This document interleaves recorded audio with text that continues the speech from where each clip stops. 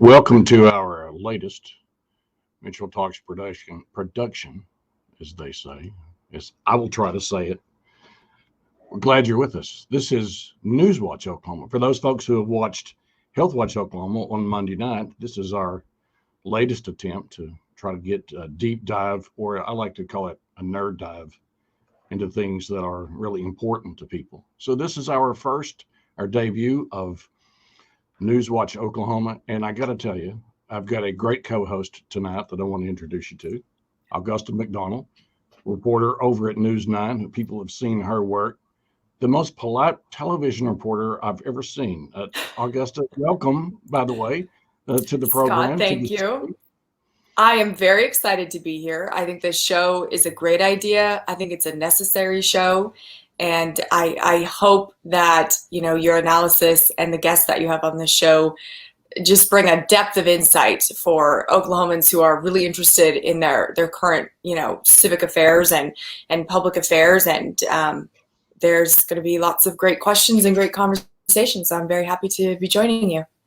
It's very nice. And thank you so much for joining us tonight. We'll see how this goes. We have some good topics tonight. We're going to be talking about some issues with parents, the National School Board Association. We talked about that last weekend on News 9 on Your Vote Counts, which was with Leader Eccles and Jason Dunnington. And, we have a minute to cover those topics. And so we're going to get into that in just a moment with Parent Voice Edmond Liz Miller. She'll be our first guest in just a moment. Also, there's been some really interesting things happen that have been relatively uncovered in terms of discussions about what's happening at the Oklahoma County Detention Center, which used to be called the Oklahoma County Jail. And you've heard the stories, you've seen the stories, the bullhorns, the leaks, all of the things that happen down there. Very quietly, there have been some improvements, and there are some developments we want to talk about tonight that have been fairly quiet. The third guest we're going to have tonight is on tape, Congressman Frank Lucas. You may remember a few weeks ago, the congressman said, Frank Lucas, that, hey, I've been vaccinated and I want everybody to get vaccinated. He's a very conservative Republican in a very red district, but he kind of swam upstream on some conventional wisdom and has a lot to say. Also a little hint as to what might be going on tonight in Washington. Finally, we'll segue from the vaccine discussion. One of our familiar faces from Monday night, Dr. Dwight Sublett, who's the president of the Oklahoma chapter of the American Academy of Pediatrics. And you may have noticed yesterday, the FDA greenlit 5 to 11-year-olds for vaccines. So, and is that controversial or what? It absolutely is. So great to have this tonight. Hope you enjoy it. Our first guest is Liz Miller, Parent Voice Edmond. Liz, good to see you. Hi, good to see you, Scott. Thanks for having me. So Augusta, I told this to Liz when we first met earlier this evening. Could Liz and Cassie Hyder be twins? Yes, you've got those beachy blonde waves. Yes, you could be twins. I mean, when I met for the first time, I'm like, she seems very familiar. Yes. So, I'll take that compliment. Thank you. Yes. That's great. Well, thanks for joining us. And I think that we did spend some time on this last Sunday, as I was just telling Augusta. But Liz, tell us exactly what has happened that has riled up Oklahoma parents, especially folks at Parent Voice Edmond. You're a choice organization's my understanding, and you're really upset about what has been said about you. And by the way, we'll reach out to folks that when we have these discussions, we'll make sure the other side is represented at some point. But tonight, Liz, we've heard of the story. Help us understand more about what's going on. Well, in a nutshell, the National School Boards Association has labeled activist parents as a domestic terror threat and likened us to hate crimes and these really terrible organizations. They issued a letter on September 29th, which was later discovered was actually in collaboration with the White House. They wrote a letter to President Joe Biden requesting help from the federal government against activist parents who they said pose a threat to school board members and to the safety. Since that time, Attorney General Merrick Garland has actually involved the Department of Justice and the FBI to investigate these parents who are speaking out against things that are happening in schools and are sharing information, going to school boards, and speaking about what they're unhappy about. And now they're investigating these parents as if they're a terror threat. As of today, 22 states have come out and rebuked this letter and the language and the attack on parents and freedom of speech. But unfortunately, we're still waiting for the Oklahoma School Board Association to follow suit. And really just to realize that parents advocating for their kids are not a threat, and that we want to collaborate and we want to have a seat at the table.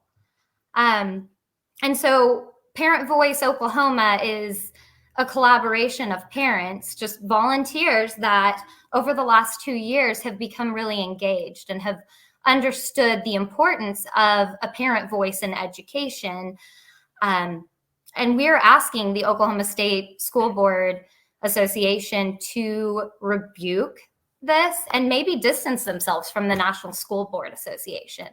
But further than that, we're asking them to partner with parents and not see us as a threat, and to listen to us and actively engage and let us have a seat at the table when it comes to important decisions on our kids' education.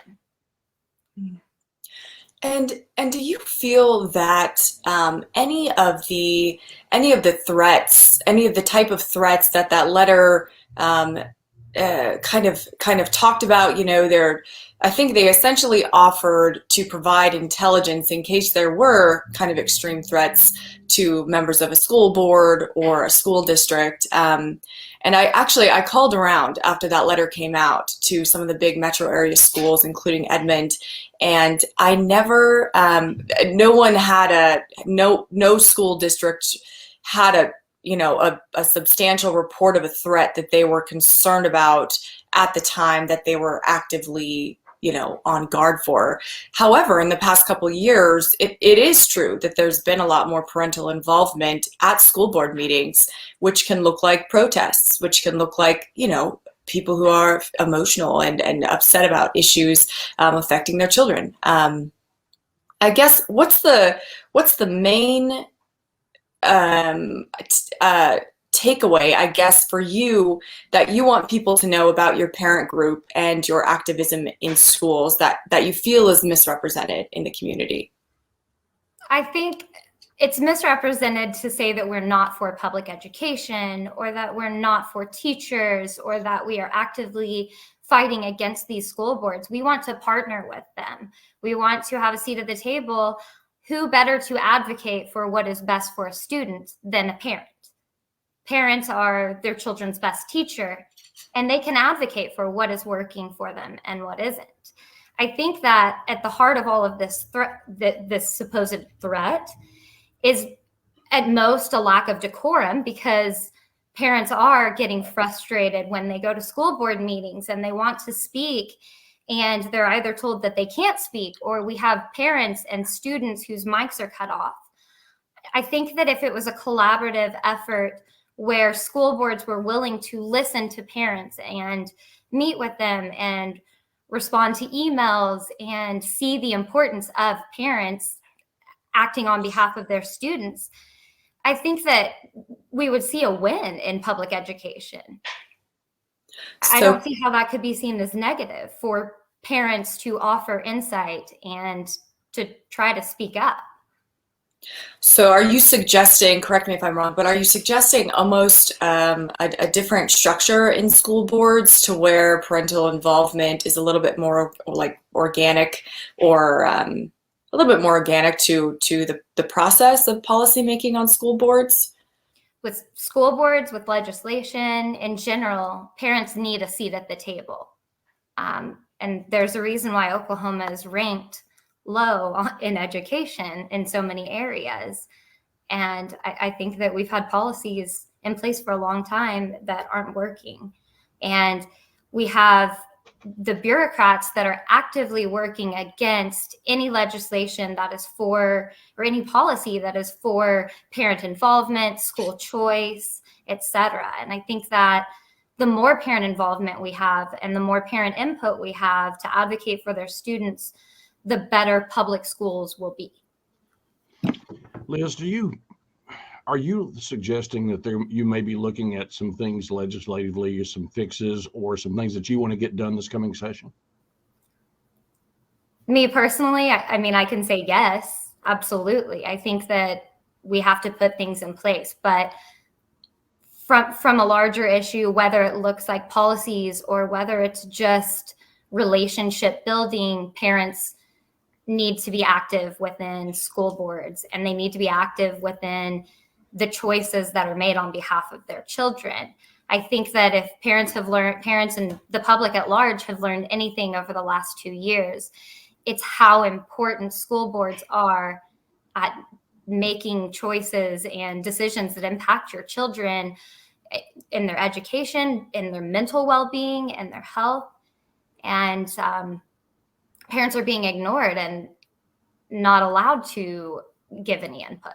So if it looks like legislation that is pro-school choice that gives parents a way out if their children are not thriving in an environment, then I think that children would win. And ultimately, I would like to think that school board members, teachers unions, parents, we all want what's best for students. We want students to thrive. We want Oklahoma to be #1 in education. And I think that if we can collaborate, we can achieve that. If you had, in the head of the school board associations, Dr. Sean Heim here in Oklahoma, if you had a moment to speak, I don't know if you got a chance to talk to Dr. Heim, but if you had one-on-one with him, what would your message be? Dr. Heim, parents are not your enemy. And by not issuing a rebuke to the NSBA, you have shown that you're supporting their letter and this rhetoric that parents are to be likened to domestic terrorists. We want to partner with you. We want a seat at the table, and we want to make public education in Oklahoma great. Please support us and join these 22 other states that have declared that this letter and this rhetoric is not okay. Liz Miller, thanks very much. We'll reach out to Dr. Heim. We'll get that message to him and see. We'll ask him to come on very soon, and we'll see what we can do about maybe get you two guys together. It'd be an interesting conversation. Very interesting conversation. Thank you, Liz, Scott and Augusta. Thank you very much. Thank you, for being Liz. with us. All right. So, Augusta, your thoughts there about that conversation? I think it's interesting. I guess when I read the letter, it was very broad, and it didn't I looked up instances of violence or like really extreme threats to like school board members, just kind of just did a general search, and there are states where school board meetings have become violent, and there have been death threats to school boards. There's obviously some very hot button issues and some culture wars that are being played out in public schools. And so, I guess I was a little, I made sure to call around to all of the school districts that I kind of have a working relationship with, just to see, like, have you gotten these threats? Is this an active issue with schools here in Oklahoma? And, the resources to do investigation into possible threats to schools are offered. Whether or not any school in Oklahoma needs to take advantage of them is unclear to me right now, but it wasn't indicated by anybody that I spoke to. It's going to be an interesting topic, and yes, I think we're going to see some legislation about that. And we've seen these school board meetings around the country, like bullhorns and things like that, which is a perfect way to segue into our next guest. Yes, Commissioner Brian Maughan, how are you this evening? I'm doing good. You can move a little bit to your right, the other right. There we go. So when we squeeze down the screen, it doesn't always wind up smack in the middle. Oh, you heard what I said. It was just I was trying to be clever, which is like a bad dad joke. So it's a hit and miss. We've seen a lot of the jail trusts. We've seen the bullhorns and the protests down at the commission meetings and the jail trust meetings. Can you start with telling us, or so the difference between the county commissioners and the jail trust? There's a commissioner on the jail trust. Can you set up, like, tell us where the jail trust came from, what they're responsible for, sort of the run, pitch, catch type of explanation about what we look at when we hear about the jail trust? Yeah, I'm the one who called for it first a couple of years before we actually finally got it created. And it's by statute a 9-member volunteer citizen. 7 members are volunteers. One is the sheriff and the other is a county commissioner, which happens to be Kevin Calvey. And those 9 members will oversee the transparency and the overall management of the jail, which they do through an administrator, much like city council runs with the city manager, basically doing the day-to-day operations. But at least they can go in at any time they want to and have any kind of inquiry answered at their demand, which is better than just one person being in charge. And I often say, even if it was my own mother, I wouldn't just have one person being in charge of that overall operation. There's way too much of an opportunity for things to not be brought to light. And it's also interesting to have multiple perspectives because they're able to see things from different vantage points, which I think the trust has really done. And as you and I have talked recently, I had a recent opportunity to tour the jail, and I'll be happy to talk about that if you want to, but I've seen many improvements. All right. So since you brought that up, let me play a clip of your comments. What is that, a couple of weeks ago when this clip was made? I saw absolutely, well, I should say, I saw very little coverage about this. So here's an excerpt of what you said that day.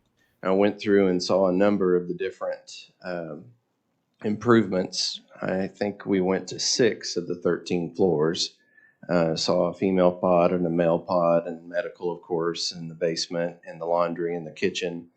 But I started working for the commissioners in the year 2000. And so this is my 21st year of a frame of reference to the building. And because that was part of my job back then, was to go see the jail for following up on any constituent concerns. And I wanted to say that this was the best tour I've had since I've been there. So for the trust, if you would please convey my thanks to them for the things that I saw that were done. I was so impressed that I called Mr. Prater after I got back and said, I know you're coming up with this investigation. And I asked him if he would please accept an invitation to go on a tour with me, because I'd like to show him the stuff. I mean, to me, before you get ready to consider questioning that stuff, it'd be nice to see firsthand, because I think it's hard to, even for me to describe in this report, all the number of improvements that have been made without visibly seeing it. And I'm talking about crawling in some of the places where the plumbing goes, looking at some of the return air vents. So Del Fry, on your team has done an excellent job, it seems to me.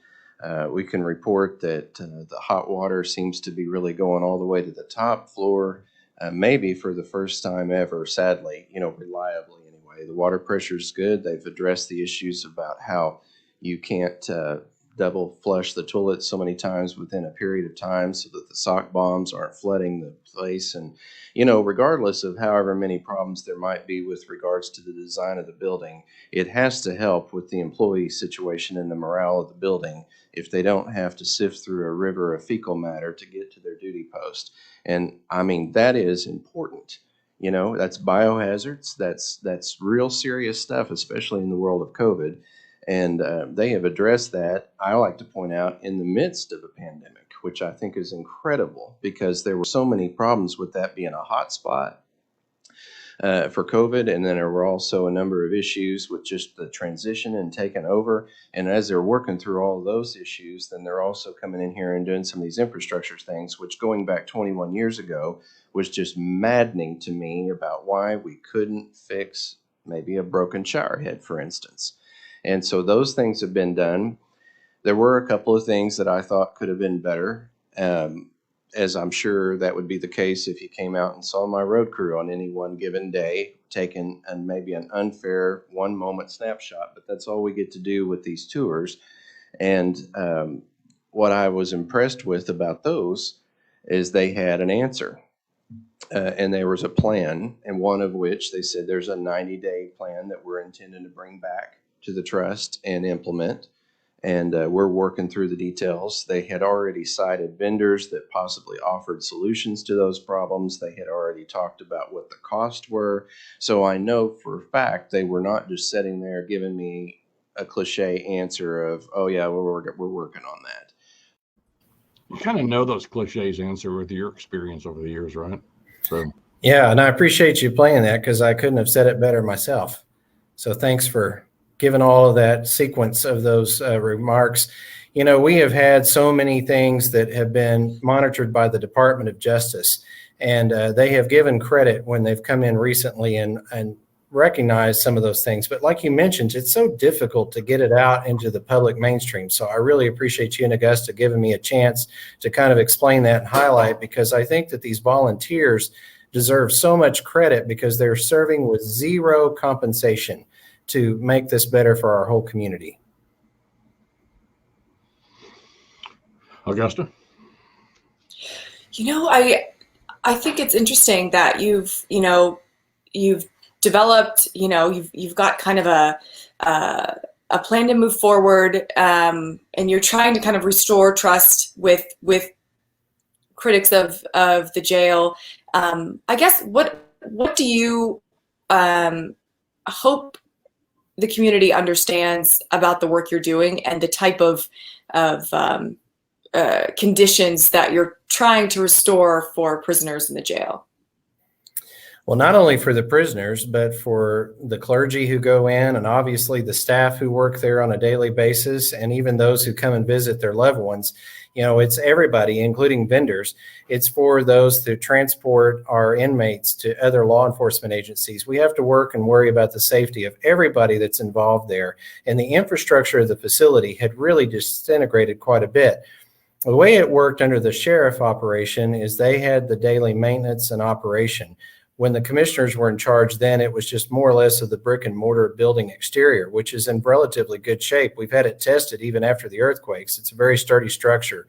But a lot of the stuff inside, like plumbing, the locks malfunctioning on the doors for the jail cells and things like that, were really maintained by the sheriff.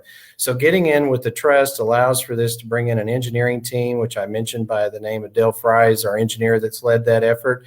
And so fixing some of these things, but there were things like the air vent maybe hadn't been changed in years, if ever. I mean, it was so clogged up that the engineers who came in and studied it were absolutely amazed that the building had not burned down. Well, that obviously affected ventilation. You got issues with the plumbing that you heard me talk about there in the meetings. And so if you can't get water to different places, it affects sanitary issues. It affects the quality of the bath and the way to treat people with the inmate medical, which is on the very top floor. So all these things make it so much more incredibly difficult for people to work and function there. And those are sometimes the subject of lawsuits, which the taxpayers are having to pay.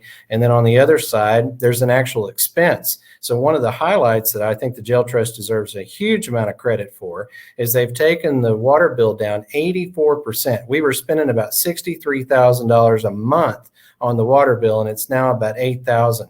That put us in the top 5 consumers of water throughout the city, ahead of most of the area golf courses around here, which I think is just staggering. But if they had that many leaky pipes or shower heads and things like that, it eventually catches up. Is it frustrating that, I mean, I don't know how many people covered that. I mean, I don't think that you were like, I'm going to make a big statement at the commissioners meeting. But, you know, there's a lot more, the visuals of bullhorns and protests is a little more attractive, right, in terms of the day-to-day news. Not criticism, it just is, all right?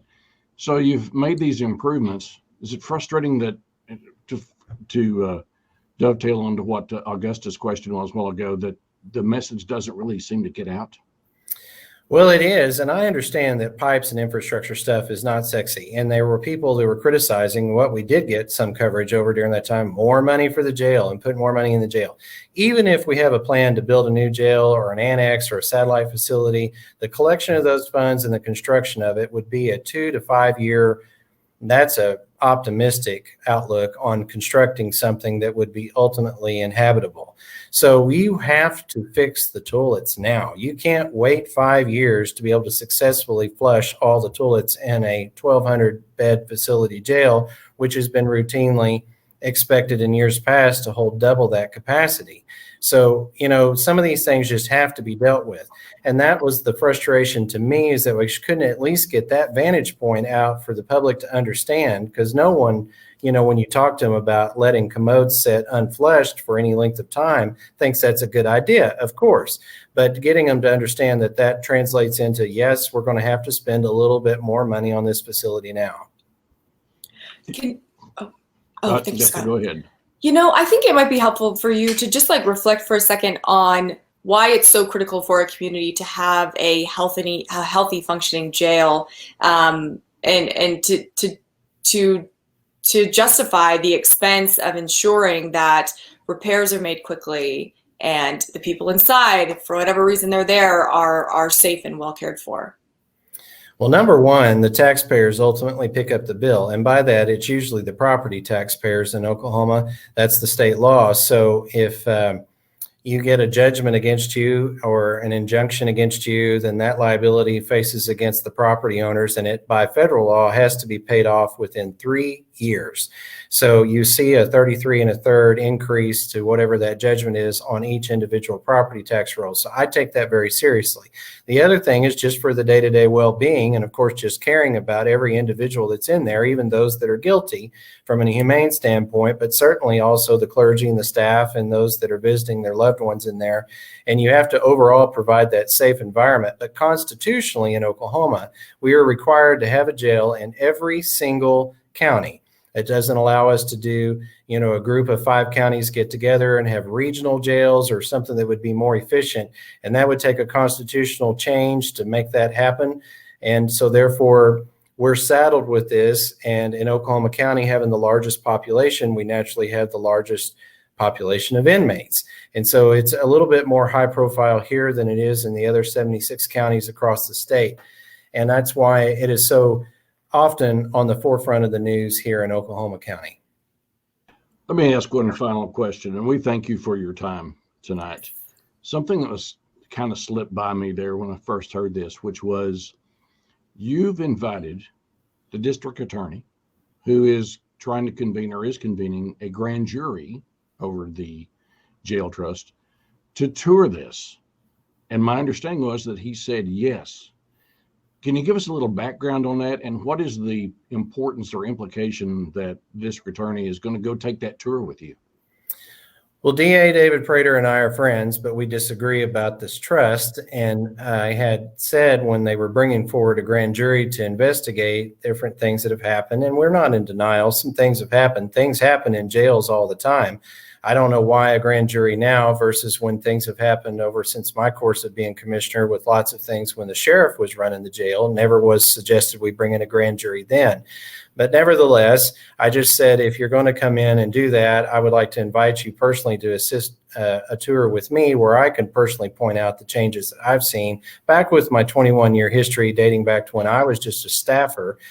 But also since then, where he did accept that, he has now recused himself from being the prosecutor for the grand jury when it comes to the jail trust. He's still going to do it for the pardon and parole, but not for the jail trust. So it's less of an issue now, but I still have extended the invitation, and we'll see if he accepts it. But we're friends. It's not an adversarial thing. I just think it would be insightful. You cannot, as I mentioned, you cannot envision these changes without having seen the gravity of them and what the difference that makes. And when I take the inmates out of their cells and interview them and ask them about quality, along with talking with the staff and the clergy and people who go in and out of the building frequently, and they have all told me about how much they have visibly and personally experienced a positive change.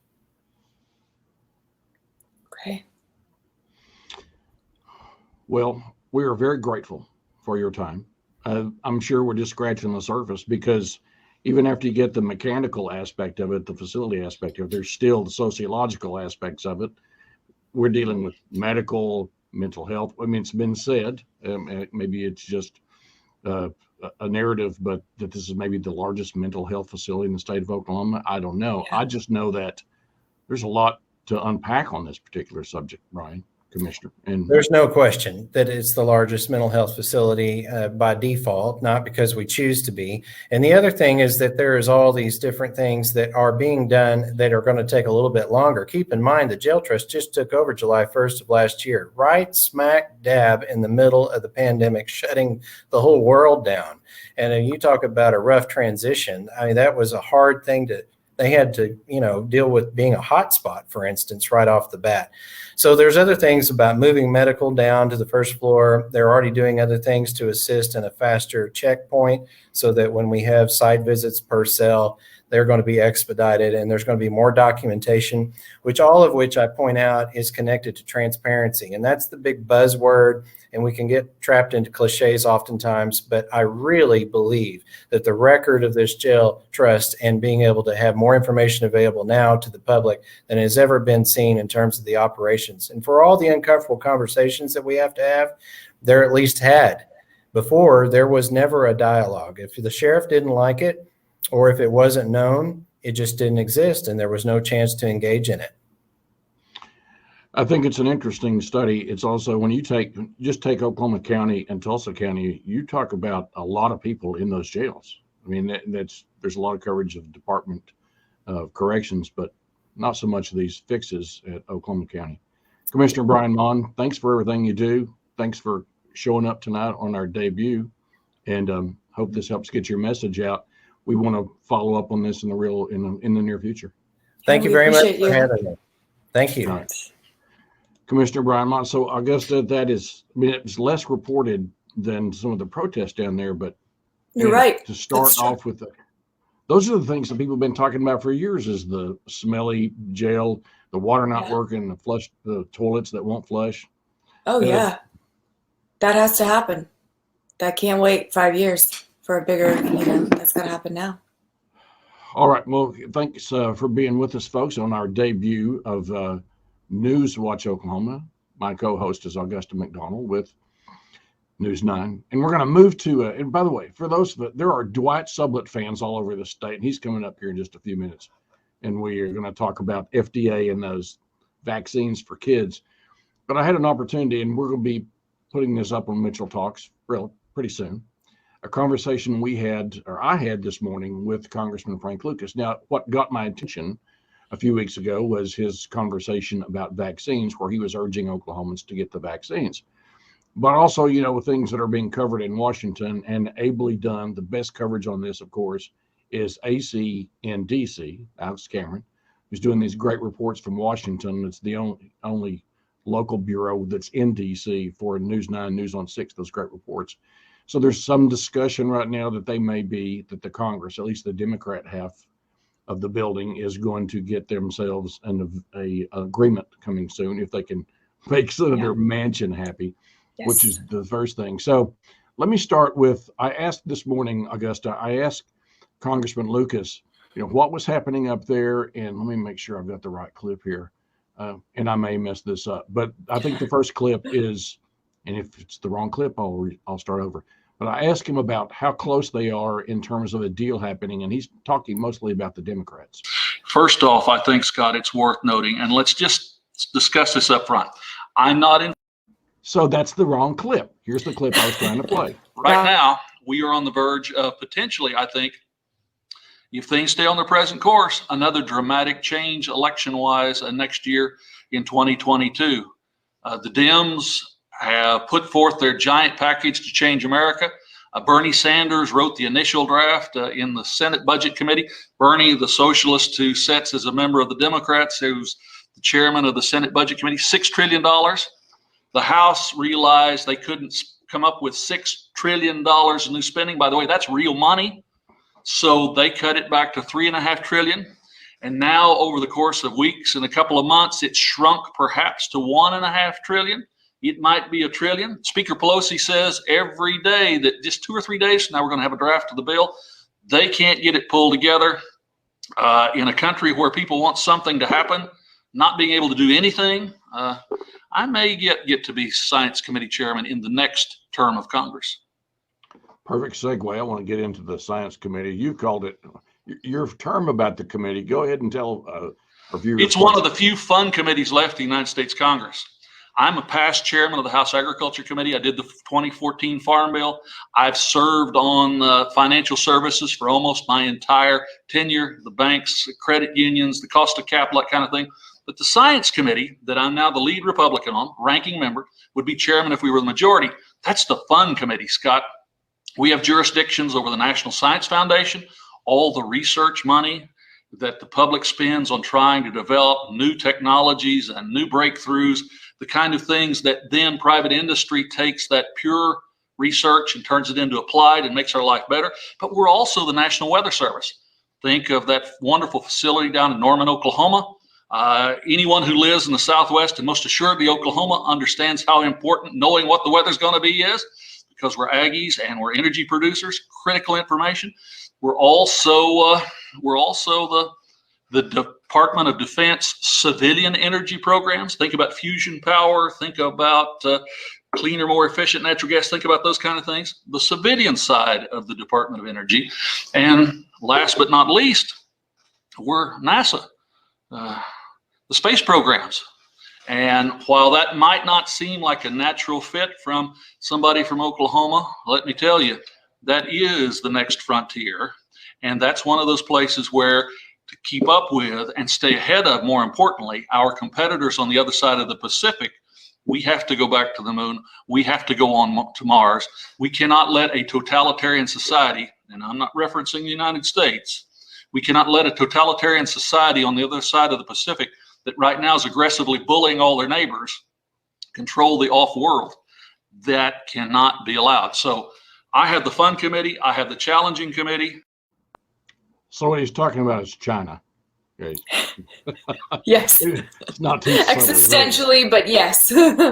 Precisely. Now, I'm going to bring on Dr. Sublett in just a second so we get into the vaccine thing. But for our audience that are in the kind of the same grade temple that I have, when you think about Frank Lucas, I think about I think about 1993.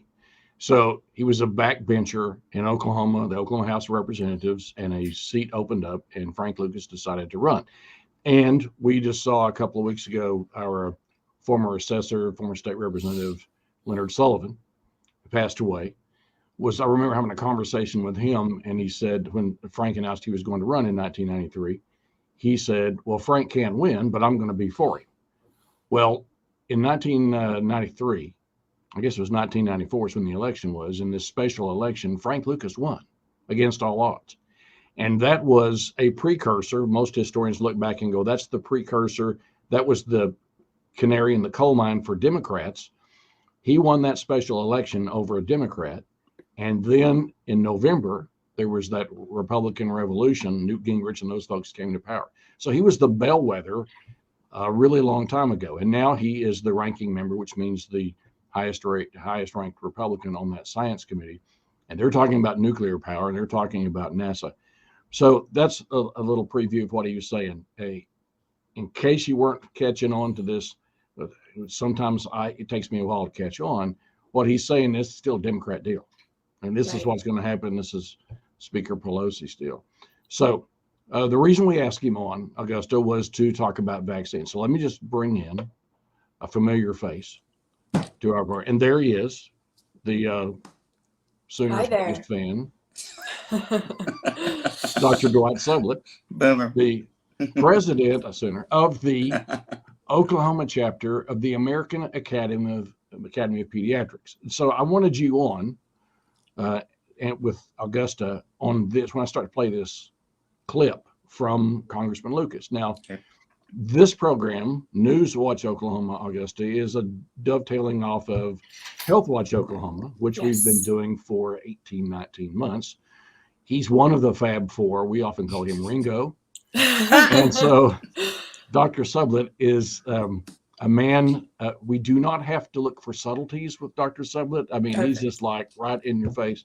And we're talking about vaccines. So let me play this clip, if I get this right, Dr. Sublett, of my conversation with Congressman Lucas today All right. about his stance on vaccines. He's going to be referencing mandates, Augusta, right off the bat. So when we come back from this clip, we'll discuss what he has to say. So here's Congressman Frank Lucas this morning in a conversation we recorded. First off, I think, Scott, it's worth noting, and let's just discuss this up front. I'm not in favor of mandatory vaccines. I don't believe the government should have the authority to force anyone to be vaccinated. Vaccines are one of those things, whether it's COVID-19 or everything from polio to rubella, measles, mumps, even the shot that your doctor or nurse gives you when you have to have stitches to make sure you don't have tetanus. Remember old lockjaw, the phrase they used in the old days? Vaccines are a critically important part of our life. So I'm not mandatory. I think we should all think it through, rationally make the right decision. In my point of view, the right decision is being vaccinated. Whatever it is, why have the disease when you can take a vaccine and not get sick? Now, some will say the vaccines are not perfect. Well, no vaccine's perfect. I haven't found anything yet in the world that is perfect, but they provide an amazing level of protection. Now, that said, where are we at? When President Trump was in office and the COVID-19 scourge came at us, I suspect from the other side of the Pacific, but ultimately that will be figured out. When it came at us, we had to have a response. As a kid, I listened to my grandparents and great aunts and uncles talk about the Spanish flu pandemic of 1918 and 1919, how it literally brought life in Roger Mills County, Oklahoma, to a stop for a month, 2 months, and how it killed young, healthy men and women, and how it absolutely slaughtered pregnant women and little kids. I mean, their stories were almost outlandish as a kid. Now, fast forward a century ahead. When COVID-19, the scourge rolled in, we were seeing those kind of infection rates. It was spreading rapidly. President Trump, give the man credit, stepped up and made the initial push to spend the resources to develop a vaccine. And we started down the process of maybe as many as 20 or 25 different vaccines. We wound up with 3 very effective vaccines now. He also is the person who pushed to spend the money by the federal government to build the factories in a hurry to mass produce the vaccine. He was the one who was supportive of making the vaccine free and available to everyone in the United States. So this is a Trump vaccine first and foremost. That said, it is proven to be impressively effective. I've been fully vaccinated with Pfizer. My wife has been fully vaccinated with Moderna. I have staffers who've had the Johnson & Johnson. If you look at where we are now in Oklahoma, Scott, the good news, of course, is 58% of eligible Oklahomans are now fully vaccinated. Thank goodness. But there's some bad news too, Scott. According to the State Department of Health, for every 10 people who are hospitalized with COVID-19, every 10, 8 of them were never vaccinated. 8 of them. That could be dramatically reduced. And if you look at the federal numbers nationwide, 25% of the intensive care unit beds, that's where we provide maximum health care. You are super sick when you go to the ICUs. 25% of the ICU beds in this country are occupied by COVID-19 patients. And if that's not enough, you look at the state CDC numbers for Oklahoma, over 10,000 of our fellow citizens have died from COVID-19 in this pandemic. We're past 600,000 Americans who've died, and 500,000 of those died before we had a vaccine. So the vaccines are critically important. They've been developed in the most public sort of ways. Even President Trump has had the vaccines. I've had them, but I'm not a person who says you have to be vaccinated. People need to take those smartphones and look it up, do their research, Scott. I interact with the public in a very cautious fashion now for the last year and a half with COVID issues. But the comments I get from people that vaccines will melt your DNA, they're full of chips to track you, it'll make you docile, it'll cause you to stick to the refrigerator door when you walk by. I mean, Scott, good grief. Good grief. You know, I think his comments just indicate how we have a little bit of short-term memory when it comes to the way that the development of the vaccine and the way that healthcare policy has been politicized regarding the vaccine. Just the way that that rhetoric has kind of shifted in the past 20 months. I mean, if more of our leaders initially and throughout the pandemic had, you know, and of course that there were questions, and as it was being developed, you know, that there was different sorts of information coming from public health bodies. But if that strong validation of science and research in the vaccine would have always come, I think Oklahoma would be in a different place right now in terms of its death numbers. Mm-hmm. Well, I listening to what Representative Lucas said, I would be in total agreement with what he said. Mandates really do not work, and particularly when we're talking about now vaccinating children ages 5 through 11. It is important to get the right information, and certainly there's a lot of information out there that's very bogus, and you really have to sift through it. We are talking to families here in Oklahoma and also nationwide. Get with your doctor or your healthcare provider, the person that you trust, the person you take your child to when they're sick or for well child visits or other vaccines and that sort of thing. And you know that you're going to get straight answers from, and get the right information. And it's really good to see that we are at a point that we can reach out to this age group. In America, that's 28 million individuals.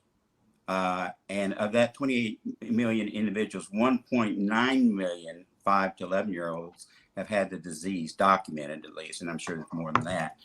8,300 hospitalizations, and there's been, I think, 94 deaths total, which puts it in the top 10 category for number of deaths in that age group. That seems like a small number, but that age group is this small. In that period of time, that's the least amount that fatalities seen in the 5 to 11 age group. But anyway, the point that to be made is the Food and Drug Administration board met yesterday. They evaluated throughout the day and decided that the risk of the benefits of the vaccine far outweigh the risk of the vaccine. It has been studied. We had the luxury in this case of having studies done on individuals from age 12 up and seeing the results of that, and also millions of people have received the vaccine now. Now, is it going to be different in children?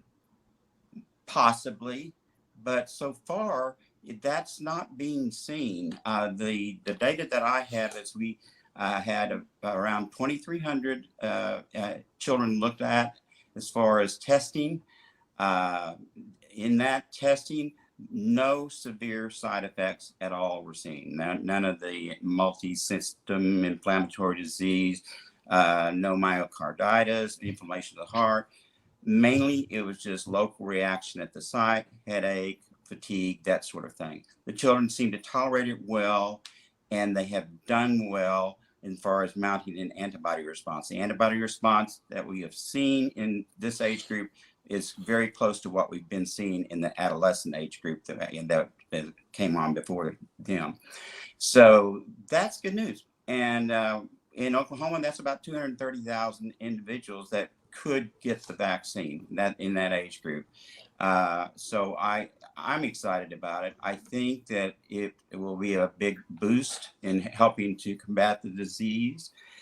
Probably the most important thing in terms of children has been the problem of mental health issues, depression, anxiety, because of the change in routine, being in and out of school.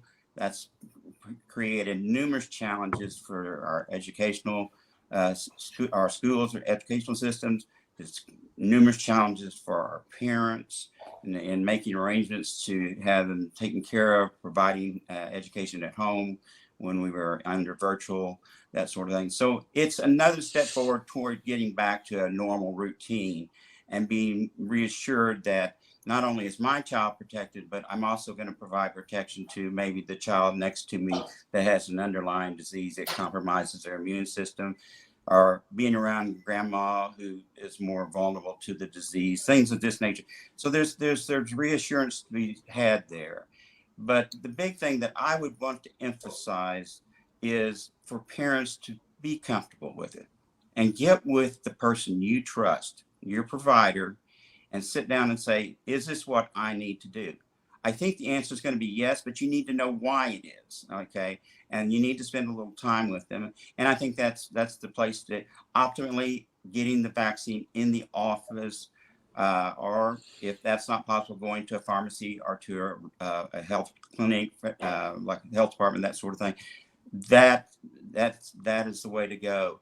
But the best way to go would be through the doctor's office. So, do you think this will be a turning point in some of the trends that we've seen in kids' mental health?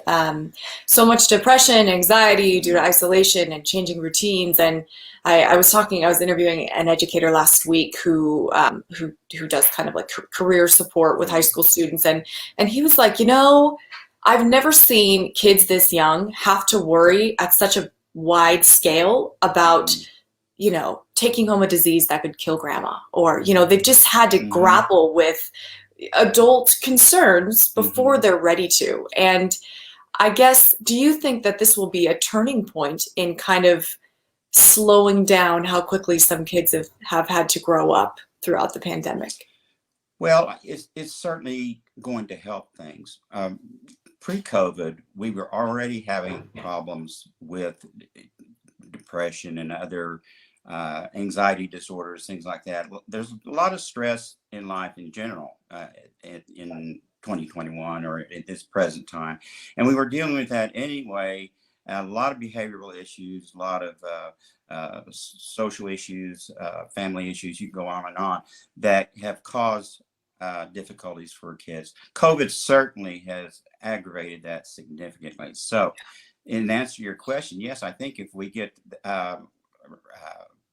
vaccines are successful in vaccinating a good portion of our kids in this age group, that will provide some reassurance, not only to the parents, but also to the children. Hey, we're protecting you against it. Is it an absolute, like Representative Luke said? There's no absolutes in anything. Is it a perfect thing? No, but it's certainly a lot better than what we've had up to this point. I feel very comfortable with it. I feel like that we've got a good vaccine. I think the work's been done. This goes through a 4-step process. I want to mention that the FDA panel met yesterday, approved it. The commissioner of the FDA has to sign off on it. Then it goes to the Committee of Immunization Practices with the CDC, and that's going to be on November 2nd and 3rd. And they will come up with the final protocol as far as when to administer it, dosage. It looks like the dosage would be about 1/3 of the adult dose. And for that whole age group, aged 5 through 11, would be about 1/3, 10 micrograms. Adults get 30 micrograms. And as far as when to take the second dose and that sort of thing. And then it's finally signed off by the CDC director. So it's a 4-step process before it goes. But I think that will be done right along so that maybe as early as the end of next week, they'll start administering vaccines to kids. But it is something that I really encourage parents to look into and take advantage of. It's just one more step forward to where we can get more back into our normal routine, having kids in school, being able to go to events that we want to go to and not have to worry about it near as much, that sort of thing, parents at work, et cetera, et cetera. Yeah. I primarily cover education, and it's certainly been a concern and a question in schools. How do we protect this population? Because it's only masks and quarantine have been the only kind of mitigation policies. So this is hopefully a game changer. I think it will be. I really do. And again, you've kind of talked about, parents need to be okay with this. I guess, what are some questions that parents can ask their provider if they've got a 10-year-old and they're interested? Well, I think the questions you're going to want to ask is first about safety, and just what we just discussed here. The safety has across the board in the studies that have already been done from age 12 on up has been remarkably good.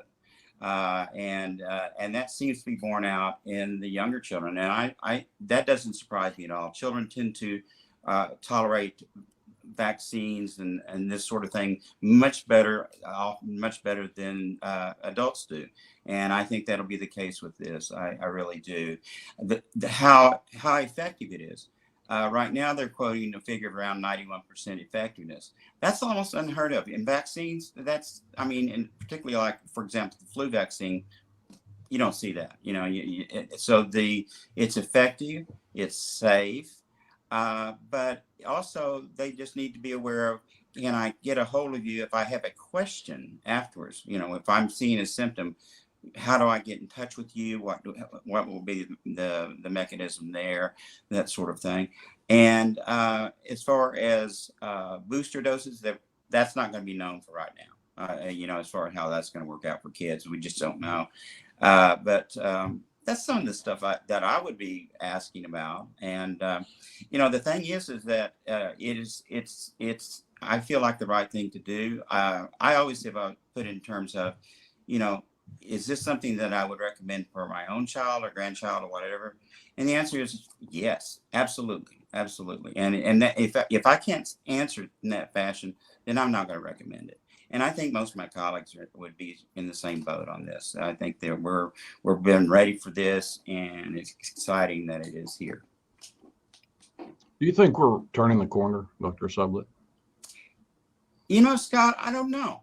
We've been through, as you know, we've been on this merry-go-round for 18 months. And, last spring we thought, oh boy, we're going to get to go move over to other topics besides COVID. And then here comes Delta, so I don't know. The thing is, if we can get the number of what they call the viral load down, the amount of virus in the population down, more herd immunity, you hear these terms, then there's less likelihood that we're going to have a mutation to another variant. That it gets less and less likely. That's the usual thing with that.